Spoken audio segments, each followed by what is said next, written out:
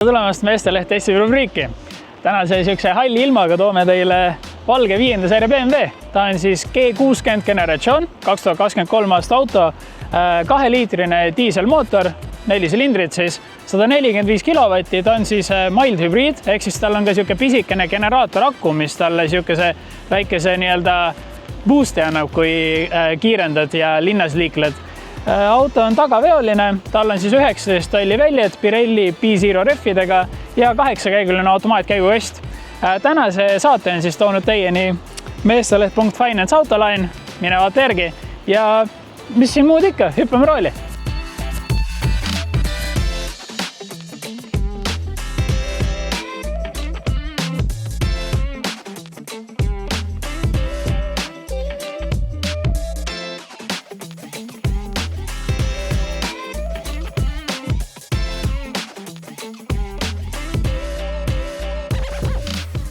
Nii, nüüd sõidame siis siin natuke ringi kah selle BMW-ga, katsetame linnastada praegu.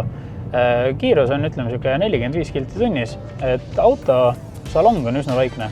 Isegi praegu, kui jõues saab vihma ja raadio on kinni, et siis nagu tavaliselt kuuleb igasugu mürasid ja helisid, aga antud hetkel seda isegi ei kuule väga. Et rehvidelt tuleb võrn siuke kumin, aga see on suuresti kõik. Vaateväli on päris hea igale poole, mingeid väga suuri pimenurkasid ei ole. Vedrustus on natukene jäigemapoolne, aga see on jälle siuke, võib-olla minu norimine natuke. Rool on ka mõnus kerge, üsna siuke, ütleme, läheb sinna, kuhu võiks eeldada. Aga üks, mida kindlasti märkad, on see, et tal on see pisikene generaator aku. Et kui sa lased jala gaasipedaalid lahti, siis ta justkui natuke tõukab sind edasi veel, hoiab seda kiirust, et ei hakka kohe kiirust langetama nii kiiresti, kui võiks arvata. Ja pidurdamisel samamoodi, et natuke läheb aega enne, kui see reaalne pidur hakkab aktiveeruma, et alguses ta natukene laeb seda akut siis. Et need on siuksed, need ei ole mitte mingil määral halvad asjad, need on lihtsalt asjad, millega peab siis natukene harjuma. Ja 3 huvitav fakti antud auto kohta. Antud auto on siis tehtud täiesti uuel CLAR platvormil. Seal on siis sellel samal platvormil kasutatakse nii sisepõlemismootoriga autosid, kerghübriide ja tegelikult ka elektriautosid. Ehk siis see tähendab seda, et BMW peab vähem juppe ja ütleme siis vähem detaile ümber tegema ja vahetama, et kõik 3 erinevat klassi ära mahutada või klassi tekitada justkui autodele. Teine huvitav fakt on see, et autol on siis see curved display, mida ka salongi kaadrites nägite, ja ees on siis siuke, minu arust oli 12,3 tolli ja keskel on üle 14 tolline ekraan ja see tähendab ka seda, et tal on täiesti uus iDrive süsteem. Näiteks on võimalik panna enda ette siis otse live kaamera. Kui näiteks pimedas sõidad, siis saad vaadata siit spidomeetri vahelt kaamera pilti. Või kellele paremini meeldib, on variant ka Waze'i kaart saada siia keskele. Aga see toimib ainult siis, kui sa paned eraldi asukoha, siis ta hakkab siit keskelt juhendama. Ja 3. huvitav fakt on see, et sellel autol esimest korda üle 14 aasta on M5-na võimalik osta ka universaali. Eelmine universaal, mida said M5-na osta, oli E60 generatsiooni oma. Nüüd on siis see G90 generatsiooni oma, G99 täpsemalt. Et mina isiklikult olen selle üle väga õnnelik, olen näinud ühte sedaan M5 ja oli väga lahe. Et see omakorda tähendab, et see kategooriate valik selles 5. seerias on meeletult suur. Sul on väga palju erinevaid mootoreid, väga palju erinevat varustust ja kui siit ei leia igaüks endale midagi, siis ma ausalt öeldes ei oska öelda, mis autot vaadata edasi.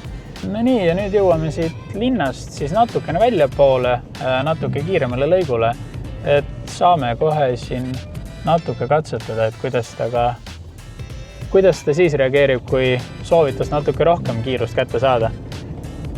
Et ütleme, ta ei ole kiire, aga ta ei ole ka aeglane. Et see 145 kilovatti, ta on piisavalt. Ses suhtes ta ilmselgelt ei ole mingi ralliauto. Tal on 0-100 circa 7,3 sekundit. Mõni ütleb, et see on väga aeglane. Mina ütleks, et see on siuke adekvaatne, sest et kui sa tahad saada kiiremat autot, siis sul on variant 540, võib-olla isegi M5. Et selle auto eesmärk ei ole sind istmesse lükata, vaid pigem ongi see, ta on igapäevasõiduk, ta teeb seda väga hästi ja ta teeb seda väga ökonoomselt. Et kindlasti siin seda kiirendus pole mõtet taga ajada. Refi müra maanteel isegi ei ole väga tugev, samamoodi nagu ei olnud ka linnas. Tal on üsna mõnusad siuksed paksud refid, ehk siis see sõit on väga mugav. Et kuigi vedrustus on natuke jäigemapoolne, siis ref summutab seda päris okeilt. Ja samamoodi tegelikult ka nagu linnasõidul kõik on siuke mõnus, vaikne, mootori müra väga hullult ei ole, ongi lihtsalt siuke vaikne ümin ja sellega täiesti vabalt võid ka väga pikka maad sõita. Kütusekulu, nagu ma ütlesin, on üsna pisike, seega sa saad sõita täispaagiga circa 1000 kilomeetrit, sõida siit, ma ei tea, poolele teele Itaaliasse kui tahad. Et siin autos istudes tegelikult ongi see, et sa vaatad igal pool on puututundlikud asjad, suur ekraan ja siis tekib küsimus, et aga huvitav, kuhu siit edasi saab minna enam, et samamoodi ka eelnev generatsioon, G30 näiteks, või siis kas või isegi F-seeriad. Istud autosse, ta on tol hetkel oli ülimalt modernne, ta oli tehnoloogia tipptase ja tekkis ka siis küsimus, et aga kuhu siit enam edasi saab minna ja siis nüüd istud siin autos, suured ekraanid, väga palju erinevaid võimalusi lihtsalt näpuga puudutada.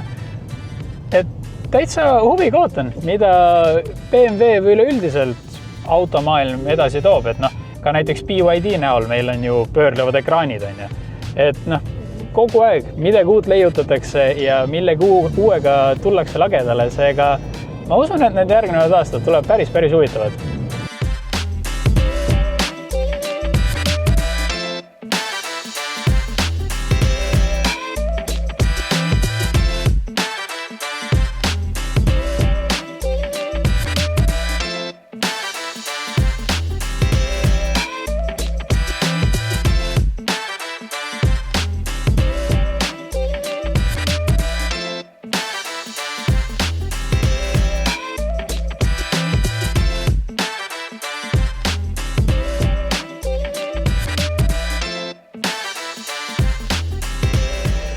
Ja nüüd siis siit juhi kohalt. Disain salongis näeb väga hea välja minu arust. Siin on olemas eraldi siis siuke meeleoluvalgustus, mis praegu küll ei põle. Ventilatsioon on väga huvitavalt, saad puututundlikult liigutada ja tegelikult neid nii-öelda ventilatsiooni avasid, siis saad siit alt liigutada.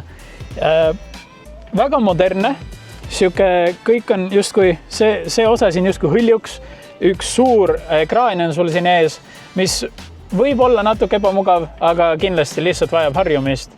Ja tegelikult peab ütlema, et ka see uus rool näeb väga hea välja. Ma olen väga suur fänn ja väga siuke mõnus koht, kus istuda. Et tal on istmed on mugavad, saab päris mitut erinevat moodi ise reguleerida läbi ekraani. Et ei olegi nagu midagi halba ei ole küll öelda, pigem üsna mugav koht. Nii, ja nüüd siin tagaistmel istu on minu istumispositsioonis. Ma olen 182 senti, et ütleme, kitsas siin ei ole kindlalt, ruumi on päris omajagu, aga lihtsalt väljas see auto on väga palju suurem välja, et võiks isegi arvata, et seda ruumi on siin veel rohkem, kuigi juba praegu on seda täiesti piisavalt. Keskel on siis olemas eraldi istumisojendus, see kõik on ka puututundlik siin ja samamoodi saab ka siis reguleerida temperatuuri. Käetugi, ütleme, et on pisike, aga ajab asja ära ja ilusti on siin ka nii-öelda topsihoidjate põhjas on siuke kummist osa, mis siis hoiab neid ilusti kinni. Natuke naljakas on see, et tal ei ole siin taskut. Ma küll ei kasuta seda ise tihti, aga lihtsalt esimene asi, mis ma siia tähele panin. Tal on olemas siuke väikene ala, kuhu sa saad panna siis siia tahvli ja eraldi on olemas ka laadija, millega saad näiteks telefoni laadida. Et ütleme, lastele ma usun, et see on täiesti mugav koht, kus sõita ja samal ajal multikaid vaadata. Nii, ja ongi nüüd aeg kokkuvõtte juures. Võtame siis esiteks 3 miinust. Esimene miinus, mis mina ütleks, on see, et autol on kõik asjad pandud ekraani. Ekraanis neid menüüsid on üsna palju, seega see võtab natukene aega, et harjuda ja nii-öelda näpu sisse harjutada, et kus miski täpselt tasub. Teine miinus on see, et antud auto on natukene jäiga vedrustusega. Kindlasti tal on olemas siis varustuses eraldi veel nii-öelda adaptiivne vedrustus, mida mina kindlasti eelistaks, aga see on jällegi maitseasi. Ja kolmandaks, tal ei ole tagaistmetel nii palju ruumi, kui eeldaks. Ta ei ole kindlasti kuidagi kitsas, aga lihtsalt vaadates väljas seda siluetti, siis arvaks, et ta on natuke suurem, aga no samas jällegi selle jaoks on 7. seeria, seega kui 5. seeria oleks suur, siis miks seda 7. vaja on. Nüüd siis 3 plussi.